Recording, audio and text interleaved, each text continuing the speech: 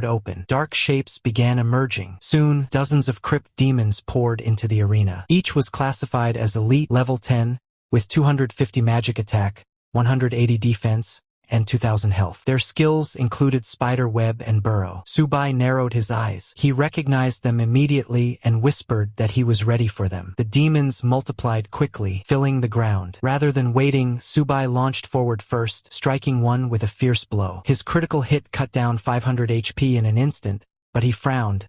Compared to the massive numbers he was used to inflicting, the damage felt pitiful. He swung again, and this time his strike pierced deeper, reducing the creature's full 2000 HP in one blow. The system immediately notified him of his first demon kill, awarding him 1 point. It encouraged him to continue. Subai muttered that the reward seemed stingy, but he wasted no time. He dashed forward again, slicing down demon after demon. His critical strikes began landing harder, each slashing off 2000 HP at once. Now, 3 crypt demons fell before him in single hits, collapsing under the weight of his golden shovel. Cutting steel was one of the most basic applications of sword energy. Beyond that, there were techniques like sword chi slash and sword chi assault, skills that could drastically boost a player's combat power. In a situation like this, with dozens of monsters rushing toward him, Subai knew he needed something truly powerful to break through. Even as he fought, he thought to himself that without mastering these techniques, he would never be able to pass the test. Experience alone wasn't enough, but the monsters weren't simple either. They moved with cunning, waiting for the right moment to overwhelm him. Subai, however, sensed the ambush. His instincts sharpened. He immediately dodged, avoiding the coordinated strikes, and countered with a fierce blow. His sword landed cleanly, tearing through one of the demons with a critical strike. The creature's health dropped by 2000 in an instant. It was a one-hit kill, and he managed to land it 3 times in a row. The system chimed, demons killed,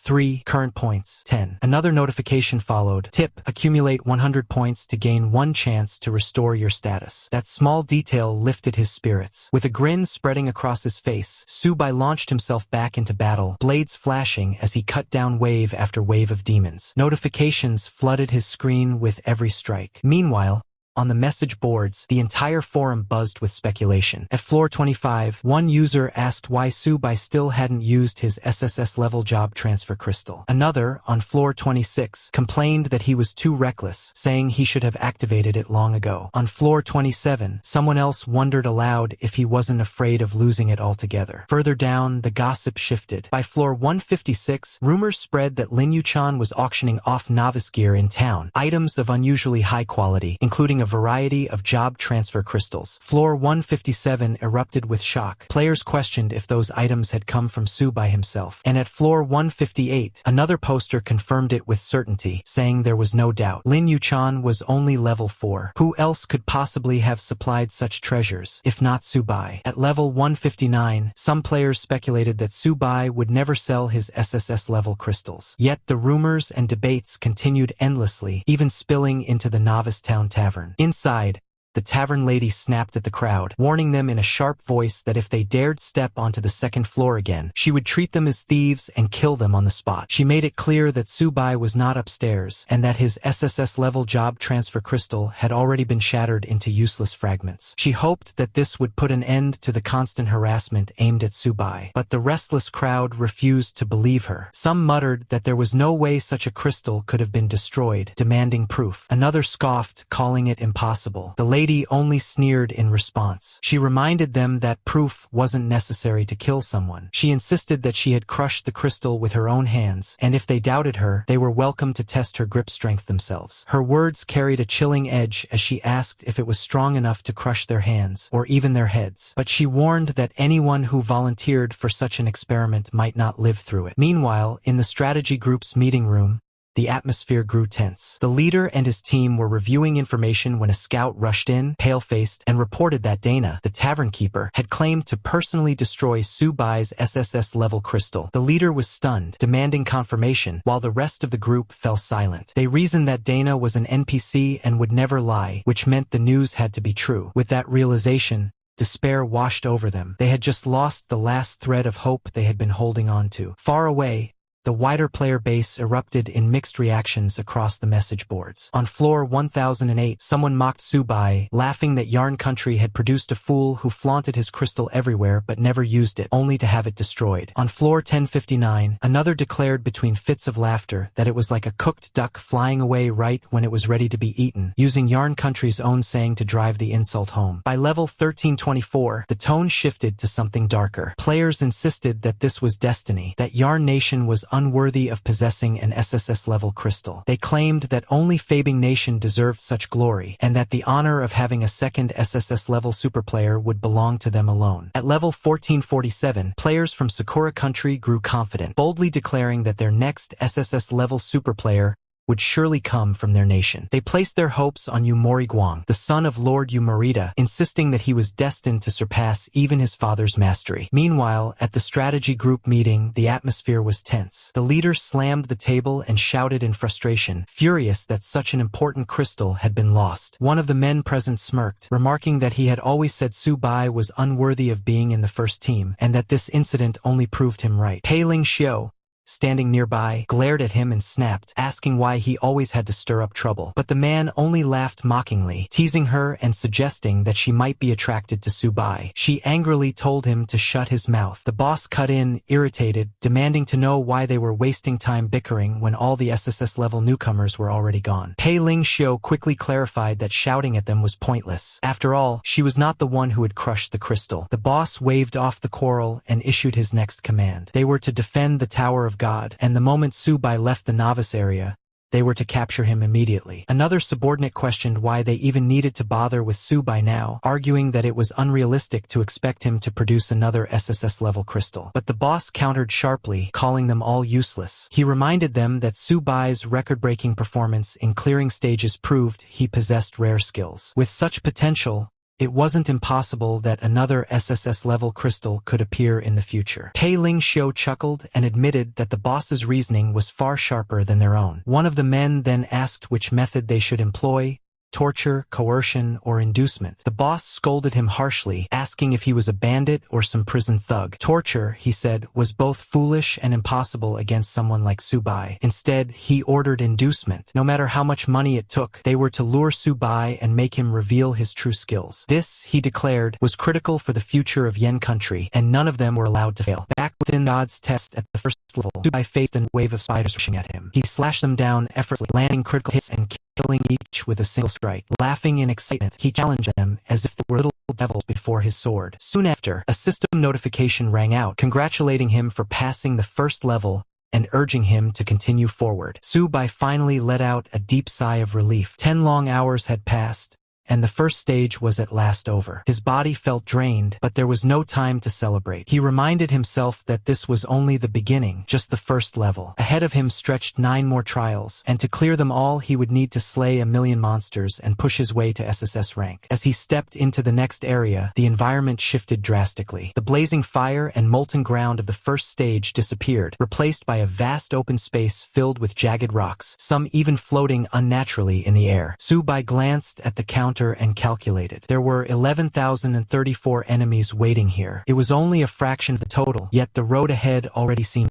endless. A system notification appeared, informing him that he had entered the second level. His status had been refreshed, but a large wave of stinging demons was approaching. The countdown began at 59, ticking lower by the second. Subai steadied his breathing and began circulating his magic to recover his strength. The novice period was nearing its end, and he had no time to waste. The buzzing reached his ears before the swarm appeared. Bees, thousands of them, shot toward him, their wings cutting the air like blades. He immediately realized the danger. Their venomous stingers could drain his life with every hit. The sound of their wings filled the entire space, a suffocating cloud of noise. Instead of panicking, Subai muttered to himself that it was troublesome, but in a way just right. He swapped his weapon for the iron whip of thorns. It was nothing special, only novice grade, yet its wide sweep made it more practical here than a single blade. The fact that equipment could be switched freely inside the test gave him an advantage. The swarm closed in. Subai lashed out once, stepping back at the same time. The whip tore through the air, releasing a wave of force. 20 demons dropped instantly with a single critical strike. A small smile crossed his face, exactly exactly as he had predicted. The whip was perfect for this kind of fight. The bee demons might have speed and deadly poison, but their defense was pitiful and their health low. Without pausing,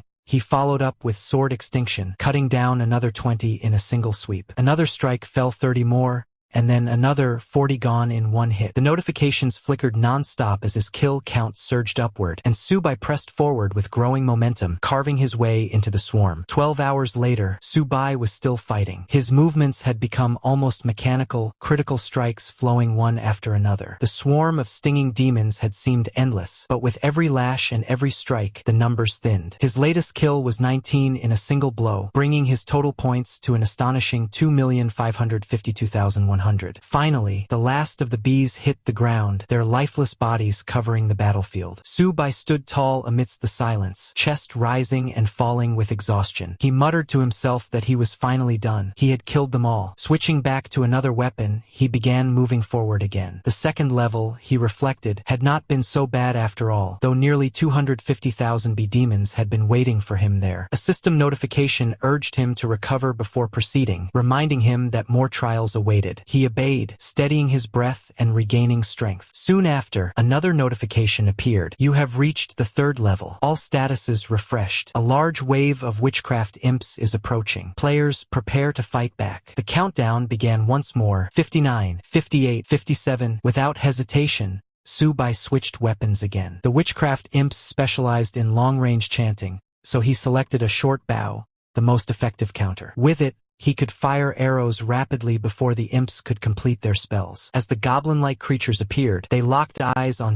Subai, raising their hands to chant in unison. Dark magical energy gathered at their fingertips, ready to strike him down. But Subai was already drawing his bowstring. He loosed arrow after arrow in a seamless rhythm, and the battlefield lit with the cries of wounded imps. Their casting faltered. Spells fizzled midway, the concentration broken by his relentless attacks. He knew their weakness well. Long chanting times made them vulnerable to anyone with faster reflexes, and speed was his greatest strength. With sharp confidence, he told himself that when it came to speed, he had never feared anyone. Critical arrows pierced through their defenses. 5 fell instantly, one after another. He adjusted his aim and fired again, targeting those who had managed to finish chanting. Bolts of dark magic streaked toward him in return. His agility saved him, dodging at the last possible moment, but he realized grimly that even one hit could prove fatal. He had to be faster still. Meanwhile, far away in the Tower of God, the 10th floor shook with excitement. An announcement echoed through the sky. Congratulations to player Lin Mangxuan for clearing the nightmare platform on the 10th floor of the Tower of God. Time, 40 hours, 23 minutes, 15 seconds. The woman herself stood with a calm yet determined expression. Though she had secured her place, her eyes narrowed as she thought aloud. Second place was not enough. Somewhere out there was the one who had taken first, Subai. If fate allowed,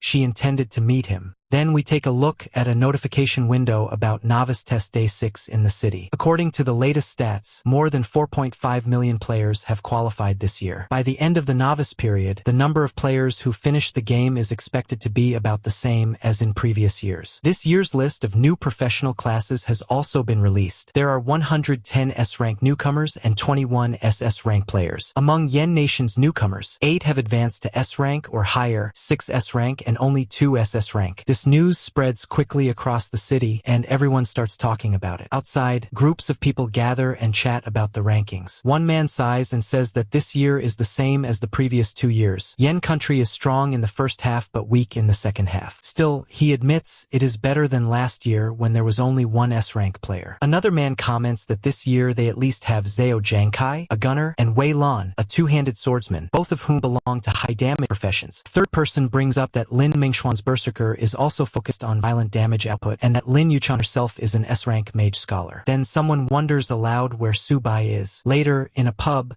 a man asks Lin Yuchan why she turned down the invitations from Lin Mengxian and Zhao Zhangkai. He presses further, telling her that there is no need to give up such a good opportunity just for Subai, and that if she had accepted, the Dongqing Lin family might have risen to a higher level. But Lin Yuchan, calmly sipping her drink, asks instead whether he had finished the last-minute tasks she gave him. She reminds him that today is the final day. The man replies that he is ready, but still tries to continue speaking. Before he can, however, Lady Yuchan cuts him off. She tells him that she has her own plans and that even if she explained, he would not understand. Finally, another system notification window appears. She swipes through a few menus, bringing up her friend list, which shows Subai, Abnormal State, Suchi Online, and Chung Fei Online. After looking at the notification, she smiles and remarks that it has already been 6 days. Ever since the abnormal state was flagged, news about the crystal's destruction has spread everywhere. Because of that, she reasons Subai must still be in the novice zone. She admits she doesn't know what kind of surprises he will bring to the world once he comes out, but she is certain he will bring something unexpected. Her curiosity runs deep, because so far, everything she has seen Subai do has been astonishing, always unpredictable, always beyond expectations. People may try to guess what he might do next, but he never follows those guesses. At least she and her group are among the lucky ones who can clearly see his progress, unlike the others who can only speculate without any real idea of what he is accomplishing. The scene then shifts to the 7th level of the God's Test. It is a mountainous area shrouded in drifting clouds, though it is hard to tell whether it lies high in the sky or deep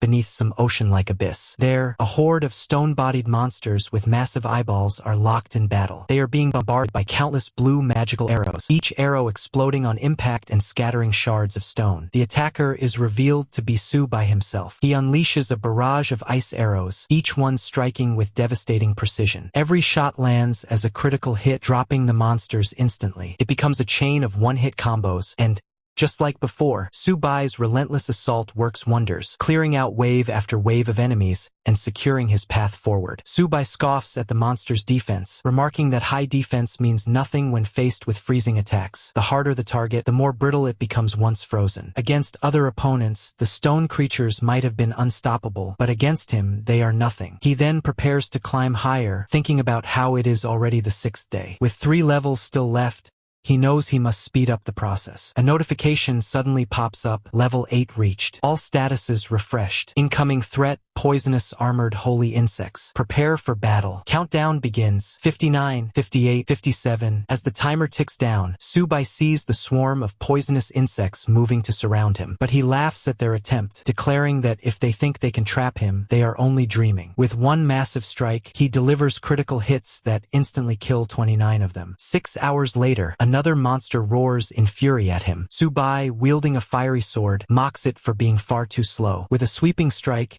he lands another series of critical hits. 14 enemies fall in one blow, followed by another 10 in the next. A system notification then rings out. Ding! God's test score has reached 1 million points. There are 24 hours left until the end of the novice test. New players, please pay attention to the time. Excited, Subai leaps into the air, thrilled at reaching the milestone. He knows there is still the final level boss waiting, and defeating it will grant him the coveted brave achievement. After finishing off another monster, he pushes forward until he arrives at a glowing orb, pulsing with red light and crackling with electrical energy. Determined, Subai braces himself and touches the orb, ready to summon the final boss. A massive mark spreads across the ground the moment he makes contact, and with a thunderous boom, the red lotus demon appears. Its details flash before his eyes. Type, Demon King Demon. Level 10. Magic attack, 5,000. Defense, 2,000. HP, 1 million. Skill, Hellfire. The battle for the final stage has begun. Subai, standing on the ground, gets even more excited and says that this is exactly the opponent he wanted. The monster raises its weapon and screams that it will destroy all humans. With a flashy, devastating move, it tries to strike Subai down. Subai immediately dodges out of the way and admits to himself that the demon is still extremely difficult to handle. He thinks that this really is a true demon-level boss. With a defense value of 2,000, he tells himself that landing any real damage on it is impossible for now. The monster holds its enormous sword, glowing like the sun, and scans the battlefield to locate Subai. Subai reminds himself that he will have to keep fighting in a smart way and decides that he must wait for the right opportunity to deal the finishing blow. After preparing his strategy, he jumps into the air. The monster notices the movement immediately. At that moment, Subai is engulfed in blue energy. He says that this battle feels like a cat-and-mouse game he has played dozens of times in his previous life, but now it is far more exciting. He adds that this time he has a hook to rely on. While flying on a block of rock, Subai locks his eyes on the demon, ready to push his strategy into action. Subai suddenly gets startled as a group of skeletons appear right beside him. Each one is being controlled through thin threads of energy sent out by him. He tells himself that he wants the monster to taste its own magma. He lands back on the ground, while the monster screams that it will cut him into pieces and avenge the brave warriors that Su Bai had defeated before. Su Bai replies sharply. A dagger, forming out of glowing blue energy in his hand, gleams as he rushes forward. He shouts for the monster to die and slashes hard, landing a strike that takes off one of its limbs. The monster is shocked at the sudden attack, but Su Bai announces that this is the end for it. He charges again, this time drawing his bow, and begins firing arrows at point-blank range. The monster is caught completely off guard, unable to react, forced to stand helplessly as arrow after arrow pierces into its body. While the monster reels from the hits,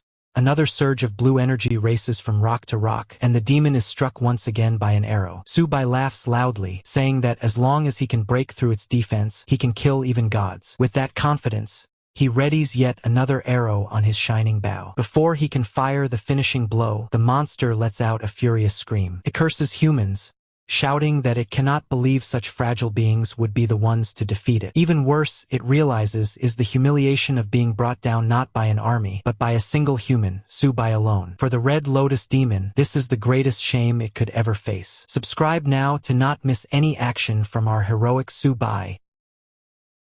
Open. Dark. Thanks for watching. I'm going to see you next video.